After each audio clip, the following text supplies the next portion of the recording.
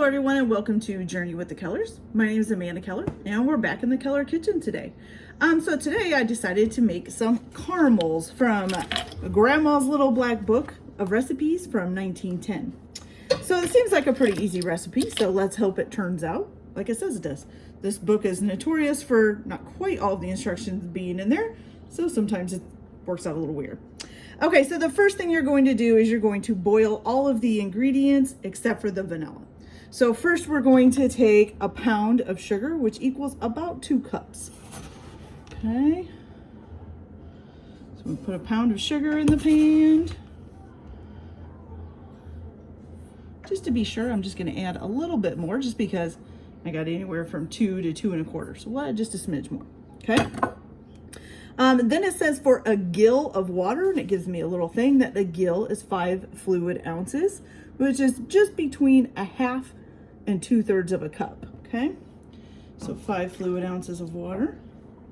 You need 1 ounce of butter, which for us here in the United States is 2 tablespoons. Okay. There we go. Then you need 1 tablespoon of cream.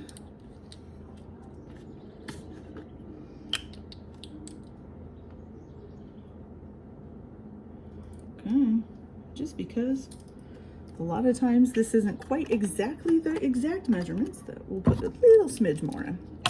Okay, so we're gonna turn this on and stir it up, and then we'll bring it to a boil.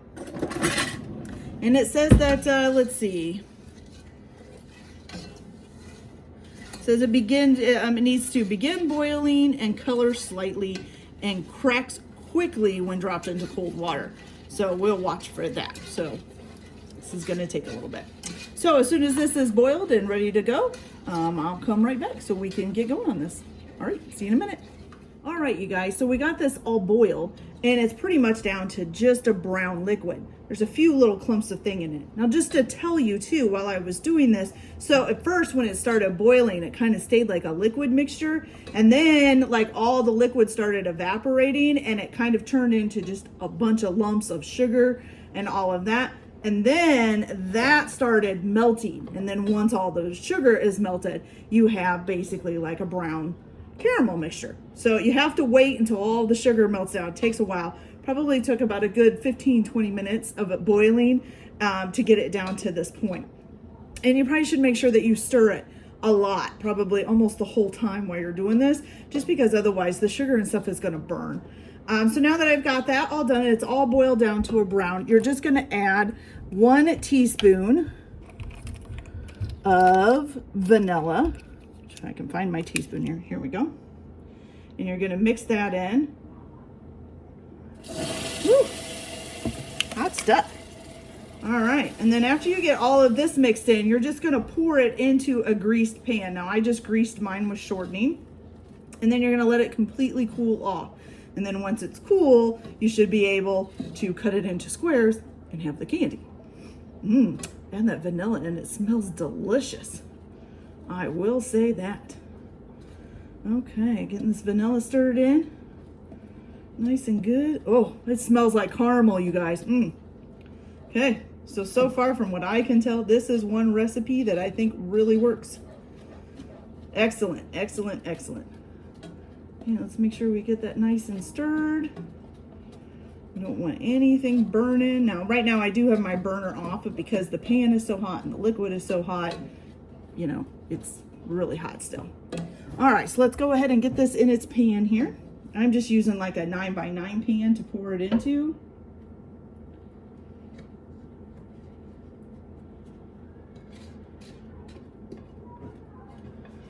And like I said, this booklet here, it's just basically like notes that they found from a lady who wrote these recipes down. So there's not a whole lot.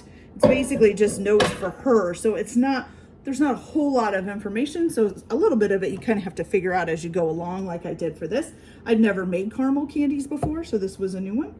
So, okay, we're gonna let that sit and cool off, and I'll probably come back when it's done and we'll try a piece, hopefully it turns out all right, and we'll see how it tastes. So I'll be back in a little while.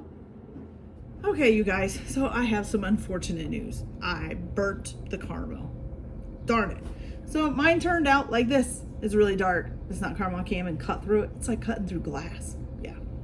So, lesson learned. Once it starts changing color, pull it off the heat super fast. Get the vanilla in it and get it into a new pan because it burns quick once it starts doing that. So, I can't tell you what it tastes like, but it did smell like caramel at first when I first put the vanilla in. So it definitely does make caramel. You just have to really watch it so you don't burn it. Caramel is hard to make if you're not very good at it. And actually, I think this is the first time I've ever made it. So unfortunately, this recipe for me was a bust. I'd love to remake it, but I don't have time. Maybe I'll try it again another time. But anyways, that's how it goes. You win some, you lose some. All right, so I hope you all have a good day. Enjoy cooking. Don't get too upset if you make mistakes. It happens. All right, everybody have a good day. Bye.